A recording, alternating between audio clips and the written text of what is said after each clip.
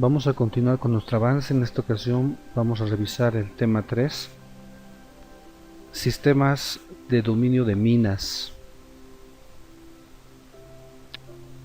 En una parte introductiva podemos entender que en todas las épocas de la civilización han existido diversas posiciones de estudiosos del derecho que se han preocupado por justificar con fundamentos filosóficos y jurídicos distintos sistemas que permitan determinar principalmente dos objetivos. En primer lugar, a quién corresponde la propiedad de los recursos minerales, y dos, cómo distribuir la riqueza que generan esos recursos. Debemos recordar que dentro de la estructura jurídica que ha existido en diferentes civilizaciones a lo largo de nuestra historia, los fundamentos filosófico-jurídicos han sido impulsados por los pensamientos políticos, económicos, que han guiado a la construcción de ordenamientos jurídicos en los cuales, dentro de nuestra materia de avance, han llevado a que la propiedad corresponda a ciertas determinadas personas, ciertas determinadas situaciones, y el poder aprovecharlos también. Al comienzo de la humanidad, los minerales eran considerados bienes comunes a los cuales no se les atribuía ningún valor pecuniario, quizá porque no tenía el valor patrimonial económico que hoy lo tenemos a nuestros ojos. En las comunidades primitivas simplemente era como un material más dentro de la naturaleza. Posteriormente, a medida que la humanidad empezó a conocer sus propiedades, virtudes y beneficios en la satisfacción de las necesidades, de esa manera los minerales adquirieron valor económico, así como el interés humano de apropiarlos y aprovecharlos. Razones que dieron origen a la emisión de reglas que normen la propiedad y dominio de los minerales. De ese modo se han constituido estos sistemas de dominio de minas. Antecedentes históricos. Los diferentes sistemas que se formaron dentro de los ordenamientos jurídicos fueron constituyendo sistemas que buscan responder las siguientes preguntas. Primera pregunta: ¿a quién corresponde el dominio originario de la riqueza minera? Y segunda pregunta: ¿a quién corresponde su aprovechamiento? Vemos que estas dos preguntas se las podría estudiar en dos variables. La primera pregunta sería la variable independiente y la segunda la variable dependiente, que está relacionado con la primera pregunta. Cuando hablamos de sistemas nos referimos a los elementos que conforman la unidad de un sistema jurídico, de un ordenamiento jurídico que va a reconocer el funcionamiento de derechos a favor de las personas. En este caso hablamos de los recursos minerales. Cuando se trata de explotación minera, se enfrentan intereses, por lo tanto, que deben ser regulados a través de todo un sistema jurídico. Muchas veces estos intereses están contrapuestos, por ejemplo, como los del Estado, los de la sociedad en su conjunto, los intereses del dueño del predio superficial, dueño del suelo, los derechos del descubridor y otras personas que tienen también algún interés. Observamos que ante esta problemática que pueda surgir por el aprovechamiento, por los derechos mineros que se podían generar dentro de la actividad minera, es necesario que se cree un sistema jurídico, un ordenamiento que pueda regular toda la actividad y poder establecer los mecanismos por los cuales se van a reconocer estos derechos. Las teorías elaboradas para organizar el régimen jurídico de las minas y la actividad fueron sistematizadas por primera vez en el siglo XVIII en Francia, cuando la Asamblea Constituyente debatió la legislación minera francesa. Podemos entender que el primer orden jurídico sistematizado referente a el derecho minero se ha formado en el siglo XVIII en Francia, después de la Revolución Francesa, acabando con el absolutismo monárquico que llevaba a que el rey tenga toda la propiedad absoluta de los recursos minerales. Entonces también podemos observar que el primer ordenamiento jurídico sistematizado referente al derecho minero tendría un corte liberal. En el derecho minero boliviano se tuvo una fuerte influencia de las normas recopiladas por el antiguo derecho español y este a su vez del derecho romano, francés, griego y finalmente el derecho germano. Acá en Bolivia entonces tenemos estas corrientes. Observamos los sistemas de dominios de las minas en la antigüedad. Estos sistemas que se han ido utilizando, que se han ido enraizando en cada sistema económico, político y por lo tanto jurídico a través del tiempo. En primer lugar vemos el sistema de la accesión. Se funda en la idea de unidad material entre el suelo y el subsuelo. Aquí no hay una distinción entonces entre el suelo-subsuelo y todo lo que está incorporado a esta. También denominado sistema fundiario, es decir, referente al fundo, al suelo. Considera a la mina como elemento accesorio al predio superficial y atribuye al dueño del suelo el dominio patrimonial de las minas y el derecho a explotarlas, sin grado de distinción entre minas superficiales o subterráneas. Esta característica dentro del sistema de la accesión es muy importante, no hace una distinción entre lo superficial y lo subterráneo. Actualmente este sistema de la accesión se aplica parcialmente en las normas jurídicas de algunos estados de Norteamérica, Holanda y Alemania. Por lo tanto, el sistema de la accesión tendrá como fundamento que el suelo y todo lo que esté incorporado a ella forman una unidad y el titular, el propietario del suelo, también será propietario, dueño de los minerales que se encuentren ahí. Este sistema tiene críticas que son hechas por la Asamblea Francesa en 1791 con una influencia liberal por Honoré Gabriel Mirabeau. Vemos en primer lugar que técnicamente es imposible la separación de materiales del interior de la tierra. No se podría determinar esa separación entre lo que fuera accesorio, en este caso el mineral, y lo principal que vendría a ser el suelo. No podríamos hacer una separación muy exacta. Ese es un primer conflicto que existe. Otro conflicto es que puede haber dificultades entre los trabajos agrícolas y labores mineras en un mismo fundo, cuál tendría prioridad y habría intereses que van a contraponerse. Como tercera crítica, impide la inversión económica mientras el dueño del suelo tenga todo el derecho, porque el sistema de la accesión da prioridad al dueño del suelo, que tendrá la propiedad y el aprovechamiento de los recursos minerales que están incorporados a su suelo. En la mayoría de los casos, la mina resulta más valiosa que el suelo, siendo el bien principal. Aquí se puede invertir entonces la situación, porque la regla del sistema de la accesión considera que el suelo es lo principal y lo que esté incorporado al suelo va a ser lo accesorio, por lo tanto de titularidad del propietario del suelo, pero que resulta contrario cuando el mineral, el recurso, es más valioso que el suelo, por lo tanto vendría a invertirse los bienes principales, que serían el recurso mineral, y lo accesorio sería el suelo. Aquí también tenemos un problema.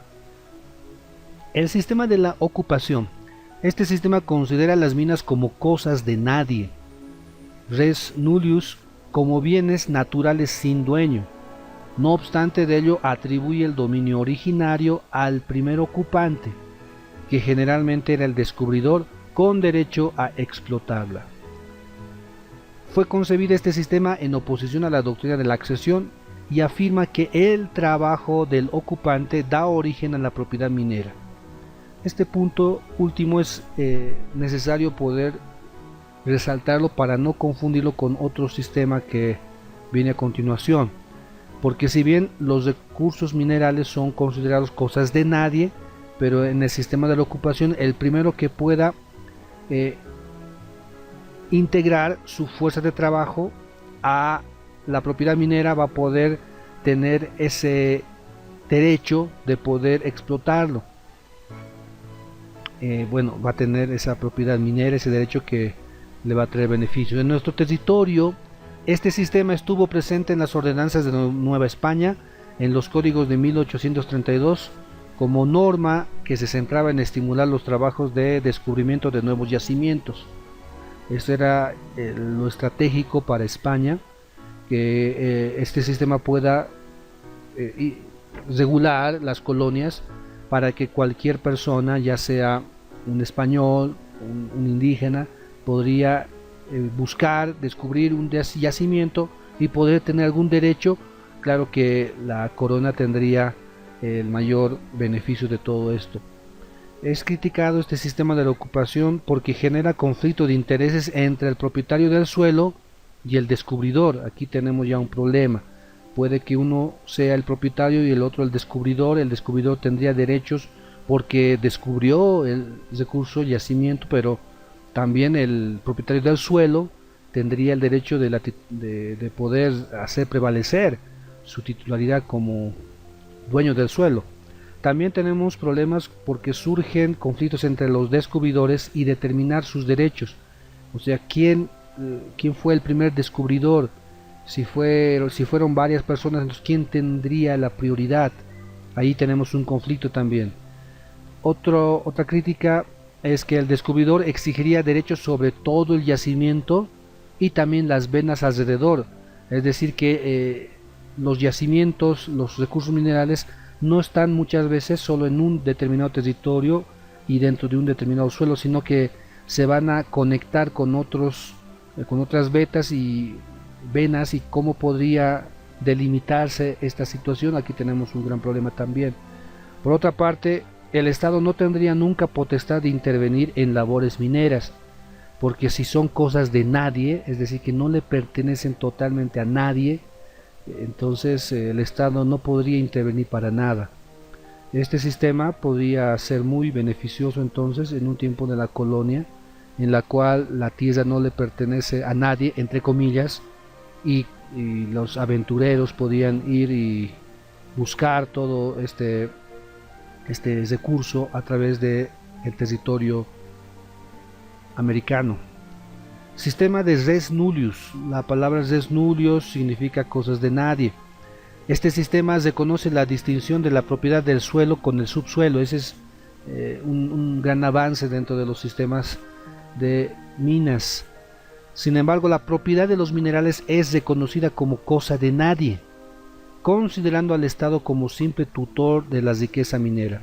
En este caso se le va a entregar al Estado la tuición de estos recursos, pero que no pertenecen a nadie. En cambio, en el sistema de la ocupación, las cosas de nadie no tienen absolutamente a nadie como titular.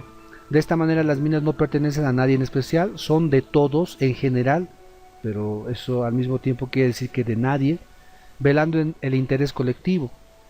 Pero la administración estatal otorga la propiedad de las minas al descubridor. El Estado tendrá la tuición como administrador de poder otorgar la propiedad de las minas al descubridor, porque es quien pone en manifiesto una riqueza que era desconocido. Bueno, este sistema se diferencia con el del sistema de la ocupación, en que en el sistema de la ocupación los recursos minerales no son de nadie y cualquiera puede descubrirlo y tendría el derecho. En cambio acá, si bien son considerados los recursos también bienes de nadie, pero el Estado tendrá la tuición y el descubridor podrá recibir del Estado ese derecho de poder explotar, de aprovechar los recursos. Este sistema es criticado porque el Estado debe ser dueño de todo lo que no tiene dueño. Este es el dominio originario del Estado, que en este sistema no se aplica. También tenemos la crítica que el Estado si no es el dueño, no puede disponer de lo que le pertenece.